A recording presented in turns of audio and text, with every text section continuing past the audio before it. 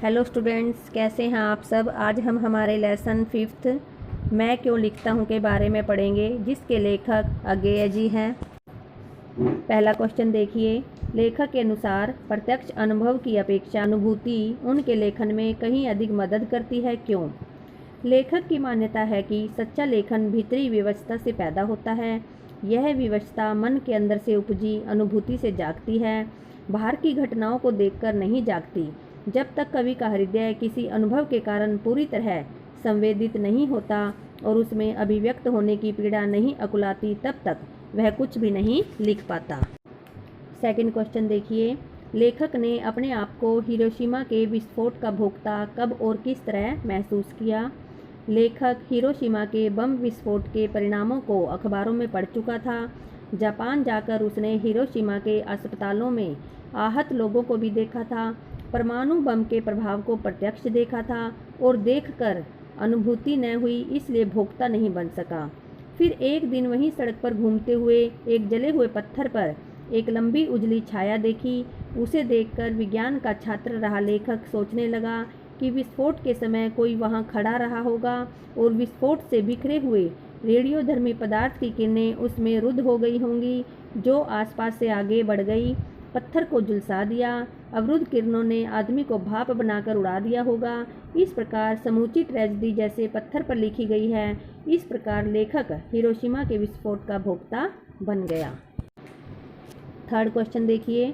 मैं क्यों लिखता हूँ के आधार पर बताइए कि लेखक को कौन सी बातें लिखने के लिए प्रेरित करती हैं। किसी रचनाकार के प्रेरणा स्रोत किसी दूसरे को कुछ भी रचने के लिए किस तरह उत्साहित कर सकते हैं। लेखक को यह जानने की प्रेरणा लिखने के लिए प्रेरित करती है कि वह आखिर लिखता क्यों है।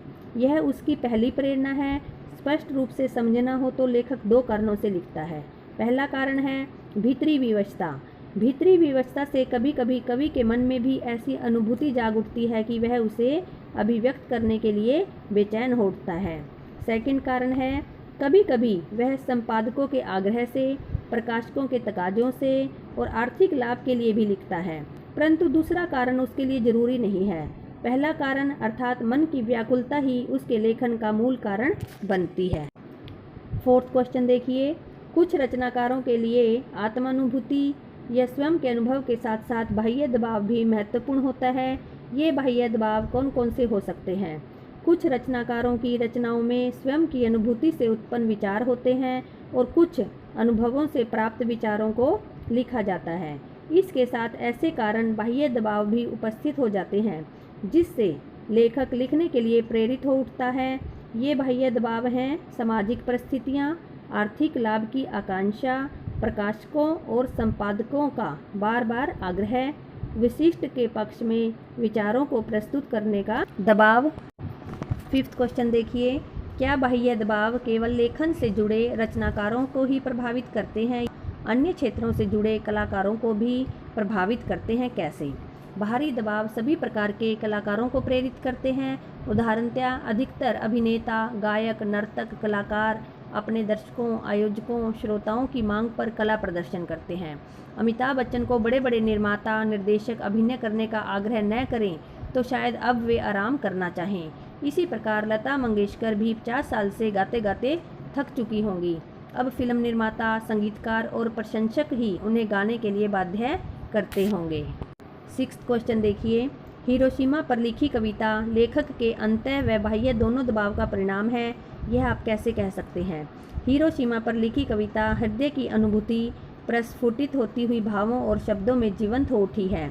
कवि ने हिरोशिमा के भयंकर रूप को देखा था, आहत लोगों को देखा था।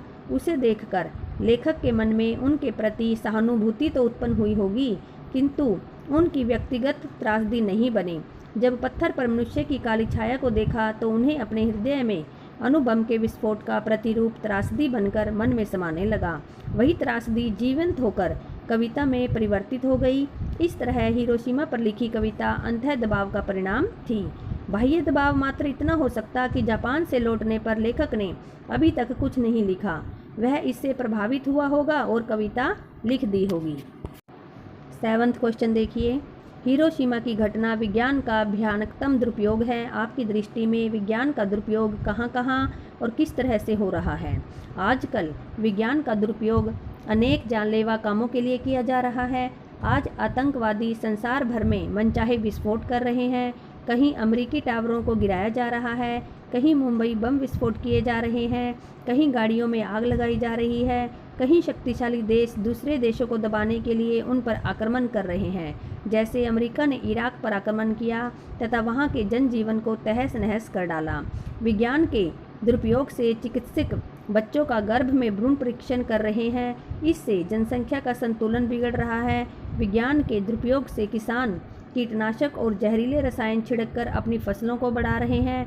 इससे लोगों को स्वास्थ्य खराब होता जा रहा है। विज्ञान के उपकरणों के कारण ही वातावरण में गर्मी बढ़ रही है, प्रदूषण बढ़ रहा है, बर्फ पिघलने का खतरा भी बढ़ रहा है तथा रोज रोज भयंकर दुर्घटनाएं हो रही हैं। 8th क्वेश्चन देखिए, एक संवेदनशील युवा नागरिक की हैसियत से विज्ञान का दुरुपयोग रोकने में आपकी क्या भूमिका है? एक संवेदनशील युवा नागरिक होने के कारण विज्ञान का दुरुपयोग रोकने के लिए हमारी भूमिका बहुत ही महत्वपूर्ण है। इसके लिए निम्नलिखित कार्य करते हुए मैं अपनी सक्रिय भूमिका निभा सकता हूँ, जैसे प्रदूषण फैलाने और बढ़ाने वाले उत्तरदायी कारकों, प्लास्टिक, कूड़ा कचरा आदि के बारे में लोगों को जागरूक बनाने के साथ साथ लोगों से अनुरोध करूँगा कि पर्यावरण के लिए हानिकारक वस्तुओं का उपयोग न करें। विज्ञान के बनाए हथियारों का प्रयोग यथासंभव मानवता की भलाई के लिए ही करें, मनुष्यों के विनाश के लिए नहीं।